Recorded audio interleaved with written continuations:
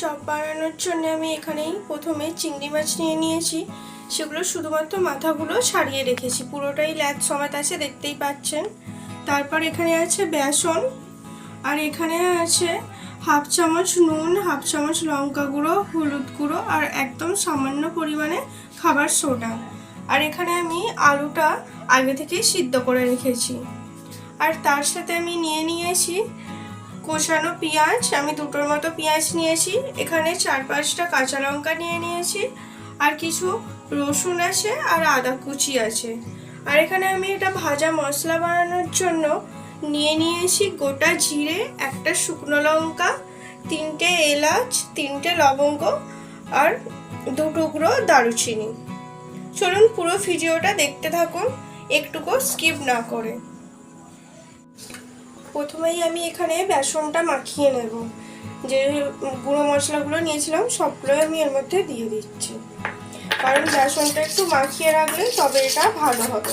যতক্ষণ বেসন মাখানোটা থাকবে ততক্ষণ আমি অন্য কাজগুলো করে নেব। এটা খুব পাতলাও হবে না আর খুব মোটাও হবে না।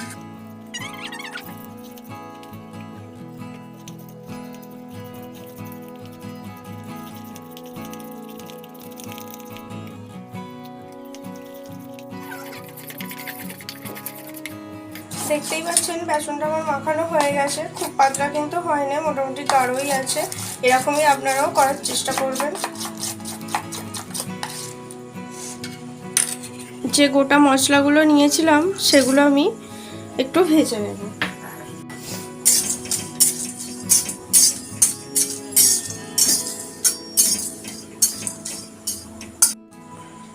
আর বেশি ভাজবো না, কারণ পুড়ে গেলে এর স্বাদটা নষ্ট হয়ে যাবে।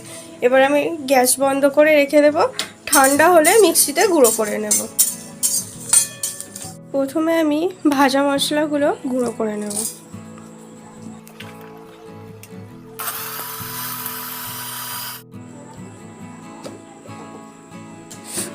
মশলাটা গুঁড়ো হয়ে গেছে, একদম মিহি করবো না, এরকমই থাকবে। এবার এটা নামিয়ে নেব।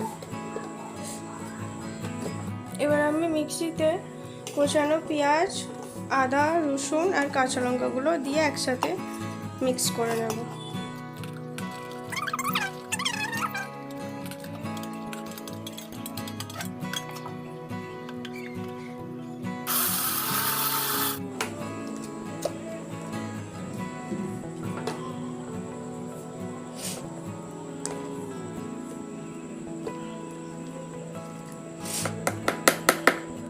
এবার আমি কড়াইতে কিছুটা পরিমাণ সর্ষের তেল দিয়ে দিচ্ছি।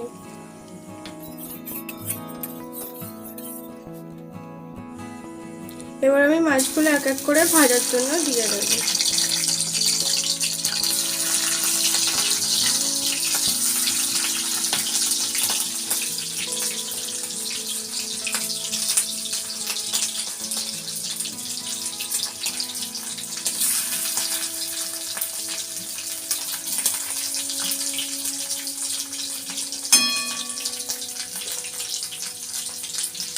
এই তেলের মধ্যে আমি পুরটা বানিয়ে নেব, তাই জন্য প্রথমে আমি গোটা জিরে কিছু ফোড়নের জন্য দিয়ে দিচ্ছি।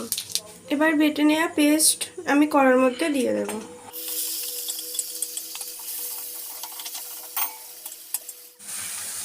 একদম সামান্য পরিমাণ নুন দিয়ে দেব, আর অল্প পরিমাণে হলুদ দিয়ে দেব।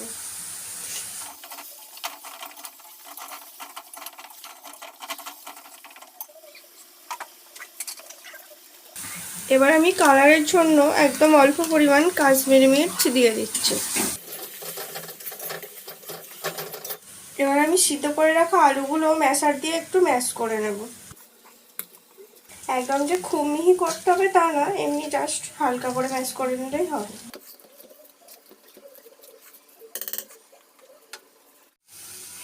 এবার আমি এটা কড়ার মধ্যে দিয়ে দেব।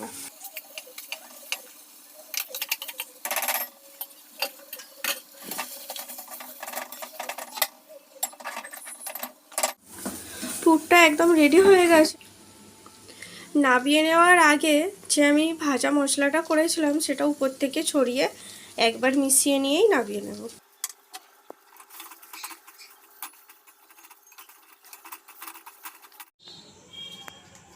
প্রথমে আমি আলুর পুরটা নিয়ে এরকম একটু গোল মতো করে নিয়েছি, নিয়ে শুধু কিন্তু মাথাটা দেওয়া হবে। আর উপর থেকে আরেকটু পুর নিয়ে আপনি এরকমভাবে লম্বা করে আপনারা দিয়ে দেবেন। দিয়ে কিন্তু দু হাতের সাহায্যে এরকমভাবে রোলের মতো করে দিতে পারে। দেখতে পাচ্ছেন চিংড়ি মাছের ল্যাজটা এরকমভাবে থাকবে। আর যদি মনে হয় বেশি হয়েছে, এই সাইড থেকে একটু পুর কেটেও নিতে পারেন আপনারা। নিয়ে হাত দিয়ে রোলের মতো এটা আস্তে আস্তে করতে থাকবেন। দেখুন কত সুন্দর লাগছে চিংড়ি মাছের চপটা, একদমই অন্যরকম, দেখলেই কিন্তু খেতে ইচ্ছা করছে, কিন্তু এখনো এর মধ্যে কাজ বাকি আছে। এবার আমি এই চপটা আস্তে আস্তে হাত দিয়ে বেসনের গুঁড়ো মাখিয়ে নিচ্ছি।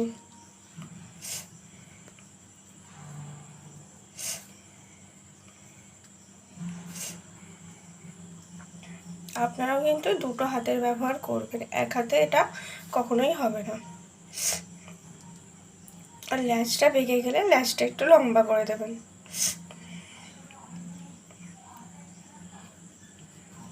এবার আমার এটা রেডি হয়ে গেছে, এবার আমি এক এক করে রেখে দেব। এই একই পদ্ধতিতে বাকিগুলোও করে নেব।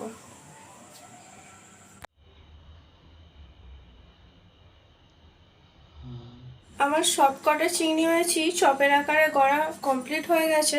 আমার যেহেতু চিংড়ি মাছের সাইজ ছোট বড় ছিল, তাই চপের আকারটাও ছোট বড় হয়েছে। এবার আমি এগুলোকে বেসনে চুবিয়ে ভেজে নেব। এবার আমি তেলটা গরম করার জন্য দিয়ে দেব। আমি কিন্তু ল্যাচটা বাদ রেখেই বেসনটায় ডুবিয়ে আর ছেড়ে দেব।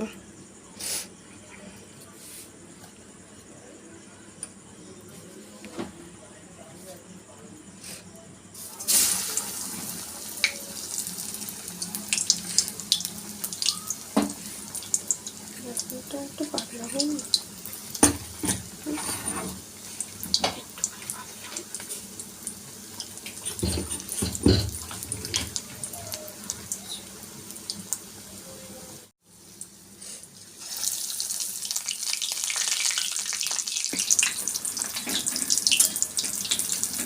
চপ কিন্তু একেবারে আমার রেডি হয়ে গেছে। এটা যেহেতু বড় আর আমার এক হাতে বেসনের গোলা মাখা, সেই জন্য একটু উল্টাতে অসুবিধা হচ্ছে। বা হাতে পড়ছে, দেখতেই পাচ্ছেন। আমার চিংড়ি মাছের চপ কিন্তু একদম রেডি হয়ে গেছে, দেখতেই পাচ্ছেন। ভিডিওটা কেমন লাগলো অবশ্যই কমেন্ট করে জানাবেন, আর ভালো লাগলে একটা লাইক করে দেবেন। আর যারা এখনো পর্যন্ত আমার চ্যানেলটি সাবস্ক্রাইব করেননি, তারা ঝটপট সাবস্ক্রাইব করে পাশে থাকা বেল আইকনটা বাজিয়ে দেবেন, যাতে আমার আরও ভিডিওগুলো বা নতুন ভিডিও আপনার ফোনে সবার আগে নোটিফিকেশান যায়। আর ভিডিওটি দেখার জন্য অসংখ্য ধন্যবাদ।